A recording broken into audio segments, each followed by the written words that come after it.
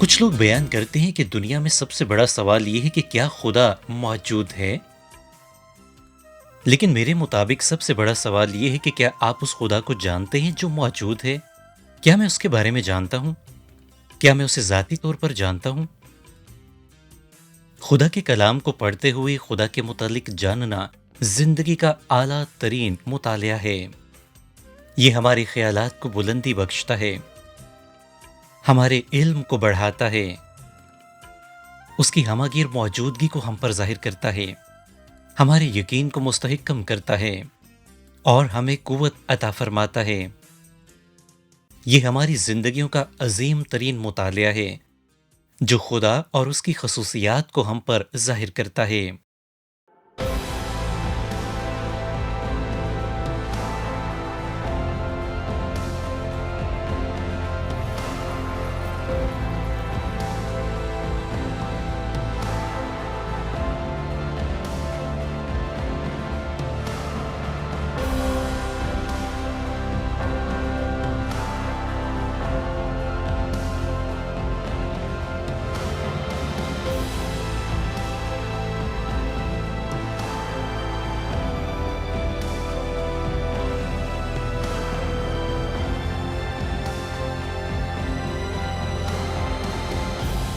खुदा से मुतालिक जितना कुछ आप जानते हैं उससे ज्यादा जानिए।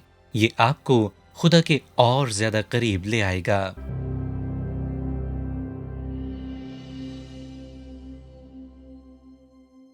जी तो नाजरीन, आइए अब डॉक्टर डेविड जर्माया का खुसूसी पैगाम सुनते हैं। खुदा बड़ी आसानी से जमीन को इस वसी और अरीज खूबसूरती से खाली बना सकता था जिसका हम पहाड़ों, वादियों और समंदरों में मुशाहिदा करते हैं। तसव्वुर कीजिए कि अगर हमारी जमीन पर सिर्फ एक ही जैसा तारीख और वीरान मंजर होता तो क्या होता। लेकिन खुदा ने दुनिया को इंतहाई खूबसूरती से भरपूर बनाया है क्योंकि वो भला खुदा है। खुदावंद हमारा खुदा भला खुदा है और इसीलिए हम हर सुबह उठते हैं और खुदा के अता करदा खूबसूरत नए दिन को देखकर ये बयान कर सकते हैं कि उसकी भलाई और रहमत उम्र भर मेरे साथ साथ रहेंगे। आज के पैगाम का उन्वान है उस खुदा को जानना जो भला खुदा है। इस मौजू की वजाहत के लिए हम चार मुख्तलिफ अनासर पर गौर करेंगे। ये इस बात का सबूत है कि खुदावंद हमारा खुदा भला खुदा है। लिहाजा जिंदगी के सफर के इस प्रोग्राम को देखते रहिए।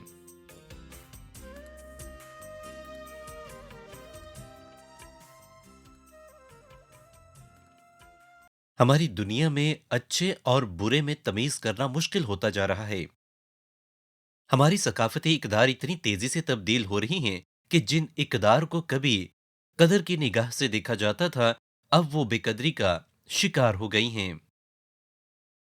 यसाया नबी से यूं बयान करते हैं कि उन पर अफसोस जो बदी को नेकी और नेकी को बदी कहते हैं और नूर की जगह तारीकी को और तारीकी की जगह नूर को देते हैं और शरीनी के बदले तलखी और तलखी के बदले शरीनी रखते हैं। समाजी माहिरीन इंसानी भलाई की नई तारीफ करने की कोशिश कर रहे हैं। यूएसए टुडे के एक मजमून में जिसका उन्वान है कि क्या आप अच्छे इंसान हैं, इसमें इखलाकियात के माहिरीन ये कोशिश बयान कर रहे हैं कि ये कैसे मालूम किया जाए कि आप अच्छे इंसान हैं या नहीं।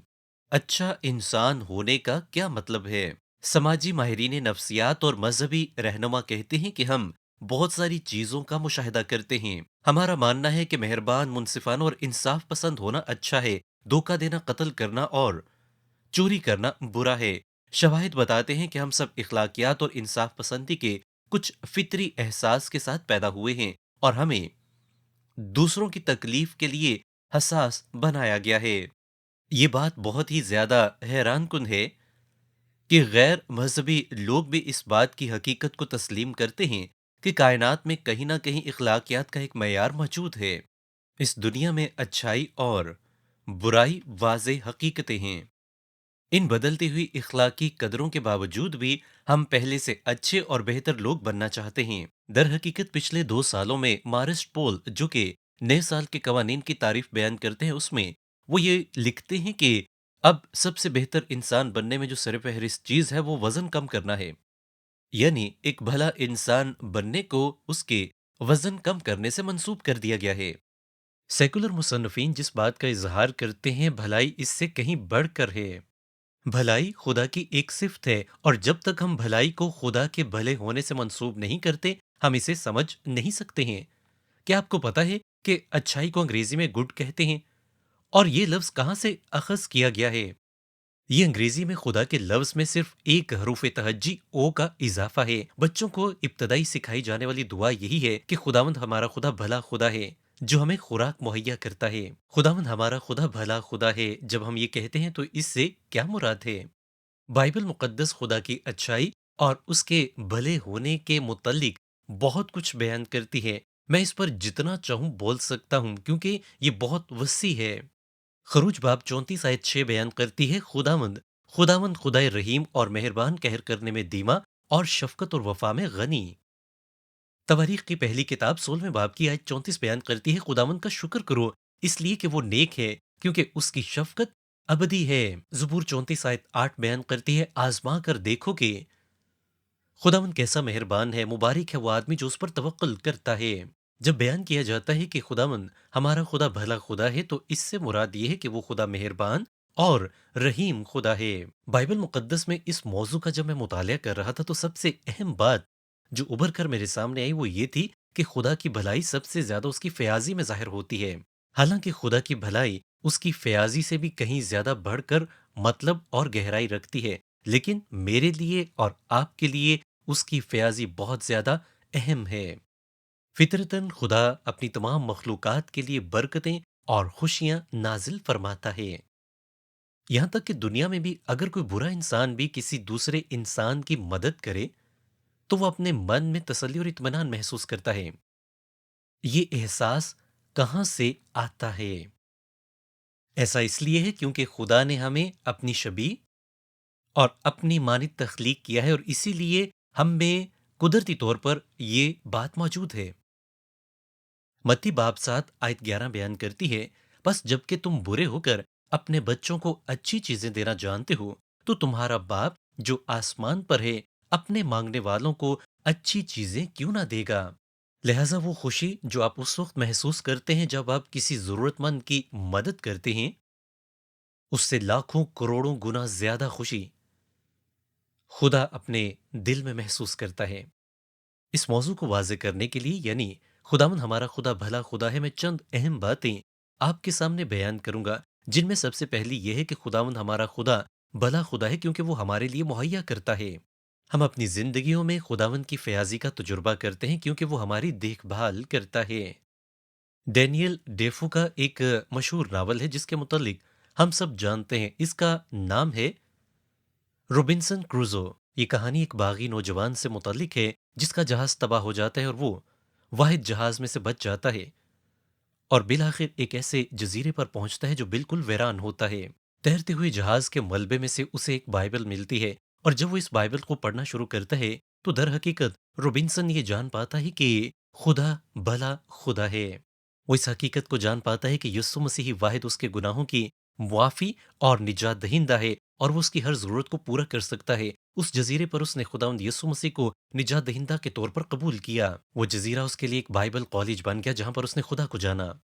لیکن ایک دن روبنسن بہت ہی زیادہ حیران ہوا کیونکہ اسے جزیرے پر کسی کے قدموں کے نشان ملے اور وہ یہ جان گیا کہ اس جزیرے پر وہ بالکل بھی اکیلا نہیں ہے بلکہ کوئی اور بھی یہاں پر موجود ہے جو یہاں پر چھپا ہوا ہے۔ وہ یہ بھی جانتا تھا کہ یہ ان جزیروں میں سے ایک جزیرہ ہے جہاں پر آدم خور لوگ بستے ہیں جو انسانوں کو اپنی خوراک کے طور پر کھاتے ہیں۔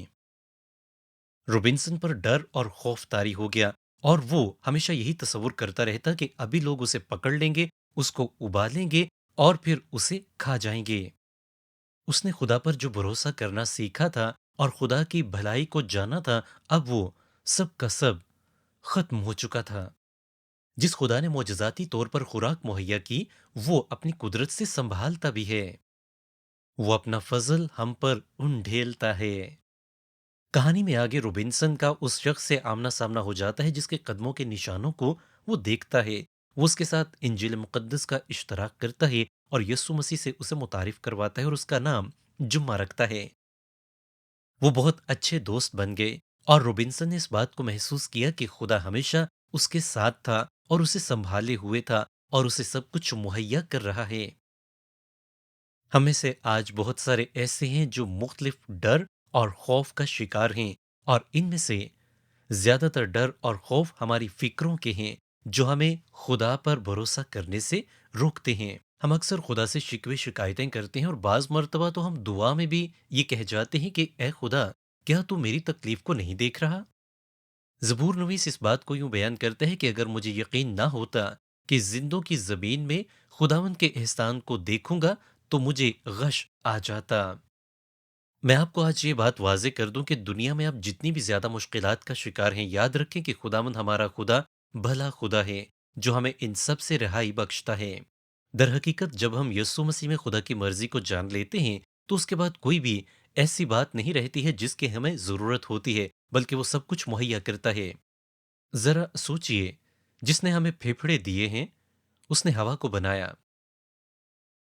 जिसने हम में मैदे को बनाया है, वो हमें खुराक और पानी मुहैया करता है। जिसने हमें अपनी छवि पर बनाया है, हमें साथी मुहैया करता है।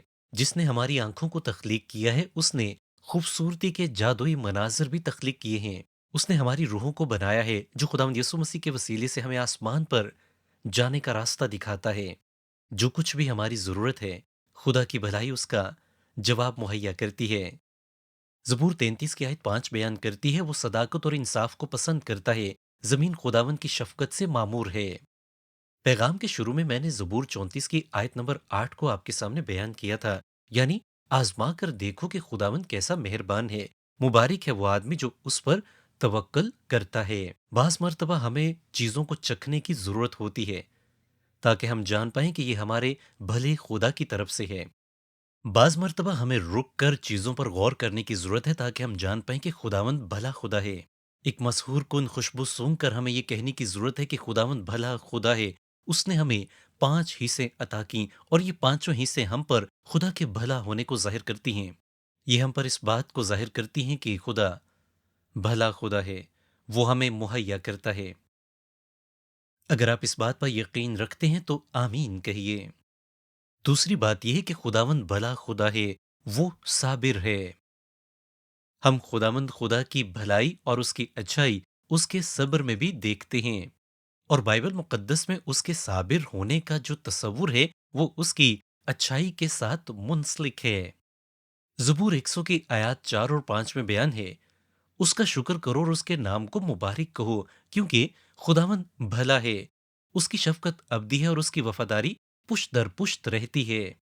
खुदा कभी भी शफकत से बाज नहीं आता, वो भला खुदा है। खुदा का रहम हम पर लामहदूद है। अजीजो, खुदा की बरकत को हम दो अल्फाज में बयान कर सकते हैं, यानी खुदा का रहम और खुदा का फजल। खुदा के फजल से मुराद वो सब कुछ है जो आपको मिलता है खुदा की तरफ से जिसके आप हकदार नहीं हैं, और रहम से मुराद वो सब कुछ है जिसको खुदा आपसे रोकता है, जिसके आप हकदार हैं। वो सब जिस बात पर ईमान रखते हैं कि खुदा का फजल और रहम कभी भी हमसे जुदा नहीं होता है, मिलकर आमीन कहिए। मुझे इस बात की बिल्कुल समझ नहीं कि खुदा हम सबको कैसे बर्दाश्त करता होगा। हम में से अक्सर खुदा के हजूर में यूं दुआ करते हैं कि खुदावंद, मैं फिर से तेरे हजूर आया हूं अपने पुराने मसले को लेकर, और ये पहले जैसा ही है। और खुदा फिर से कहता है कि अच्छा ठीक है, मुझे तफसील बताओ। ये बिल्कुल ऐसे ही है जैसे कि कोई बच्चा आपके पास आता है और आप उसे कुछ करने से रोकते हैं, लेकिन वो फिर से वही करता है। खुदा भी हमें बार बार सुनता और जवाब देता है। बाइबल मुकद्दस बयान करती है कि अगर तुम में से किसी में हिकमत की कमी हो तो खुदा से मांगे, जो बगैर मलामत किए सबको फयाजी के साथ देता है, उसको दी जाएगी। वो कभी भी हमारी दुआओं को सुनने से थकता नहीं है। वो साबिर खुदा है, वो रहम करने वाला और फजल करने वाला खुदा है। उसका फजल हम पर नहायत ही लामहदूद है। जरा अपनी जिंदगी के बारे में और उन लोगों की जिंदगियों के बारे में जिनको आप जानते हैं तस्वुर करें, तो आप जान पाएंगे कि दर हकीकत भलाई बदी से बढ़कर है।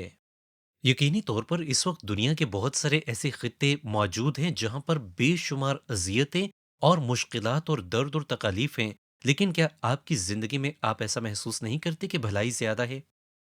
हम अक्सर सिर्फ मनफी बातों पर ही गौर करते हैं और मुस्बत पहलू को भूल जाते हैं। जब डोना और मैंने इंडियाना में एक कलीसिया का आगाज किया तो वहां पर हमें बहुत सारी मुश्किलात का सामना था।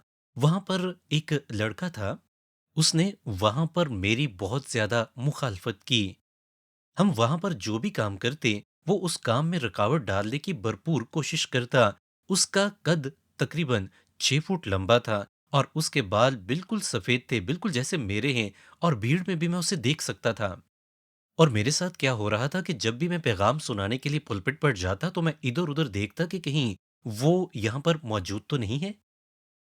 میں اس بات کو لے کر نہایت ہی الجھن میں مبتلا تھا۔ ایک بار مطالعے کے دوران میری نگاہ میز پر پڑے ہوئے اس البم پر پڑی جس میں ہم نے کلیسیا کے تمام لوگوں کی تصاویر لگائیں۔ کلیسیا میں موجود لوگوں کی تصاویر کے ساتھ ناموں کا ریکارڈ رکھنا اچھا ہے۔ اس بات نے مجھے ایک دم سے جھنجھوڑ کر رکھ دیا۔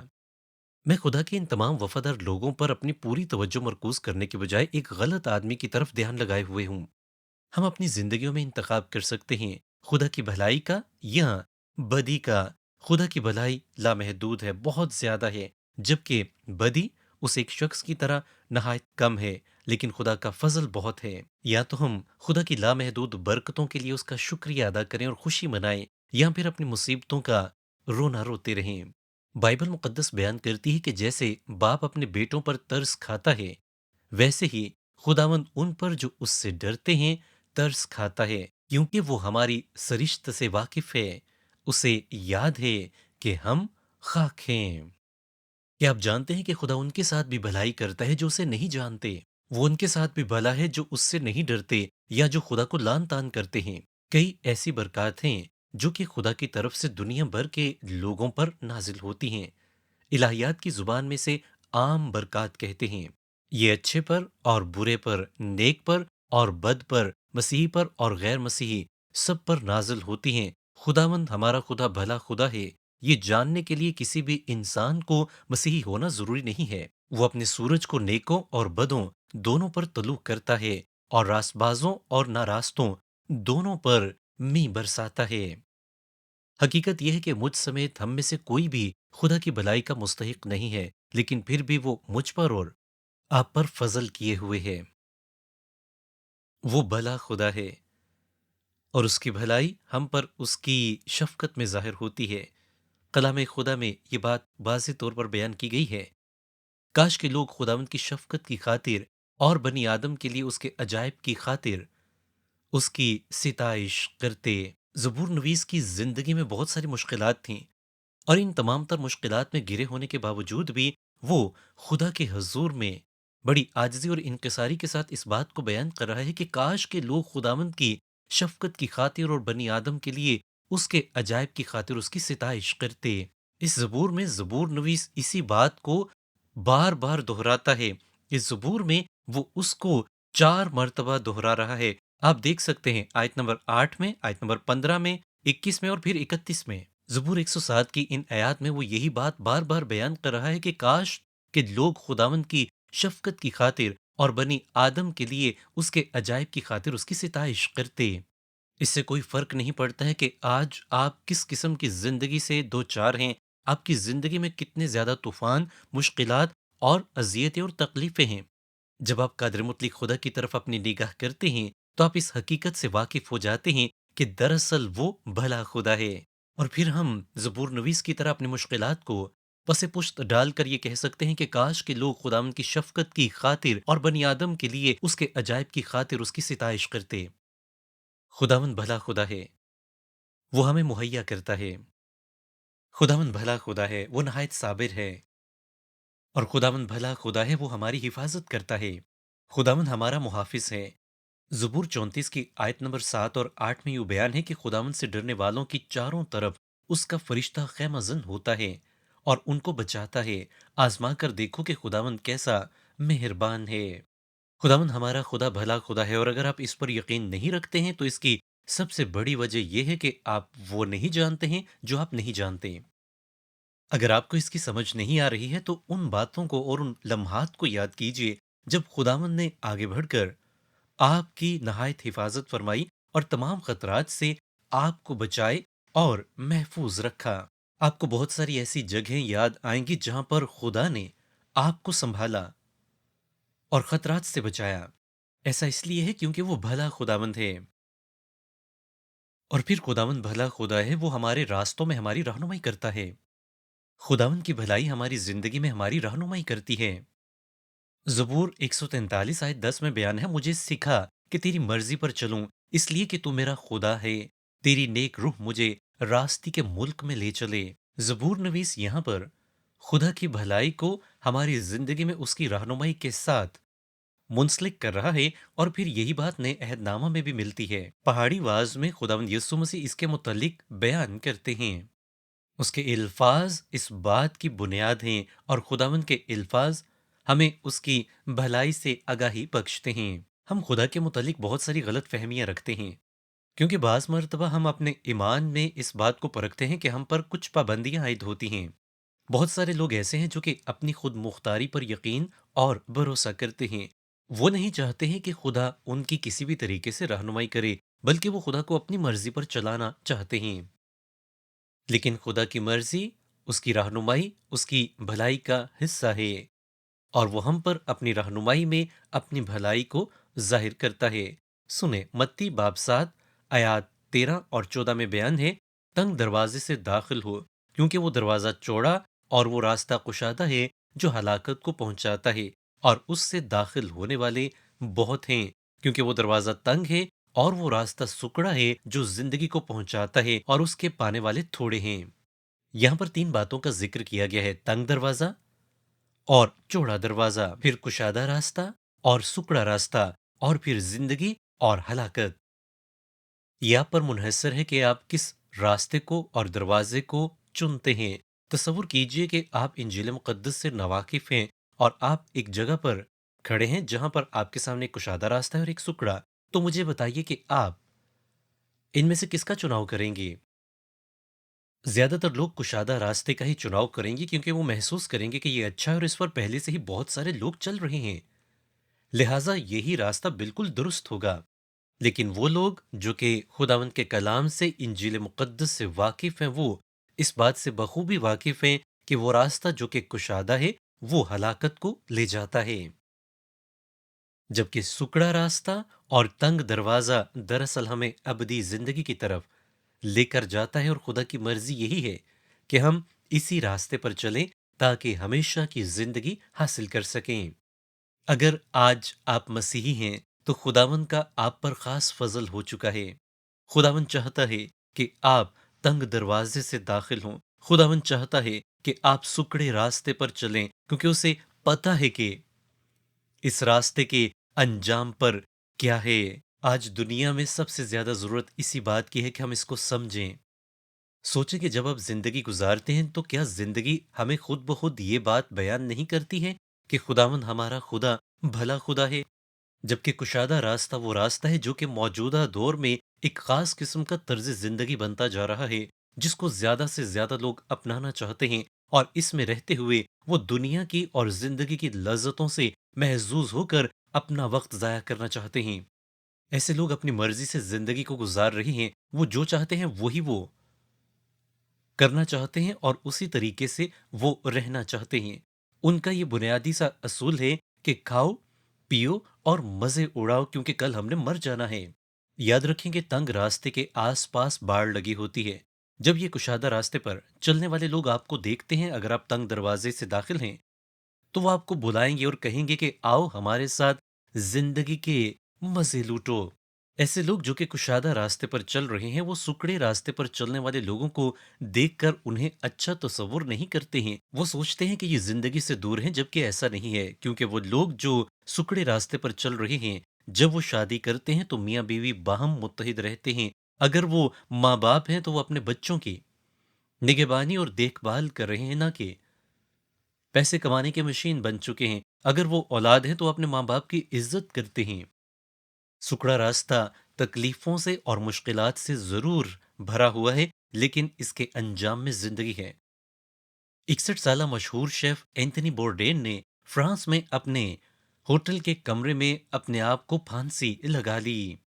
और मशहूर डिजाइनर कैट स्पेड ने 55 साल की उम्र में न्यूयॉर्क शहर में अपनी जिंदगी का खात्मा ऐसे ही किया था। ये दोनों शख्सियात बहुत कामयाब और मशहूर थीं।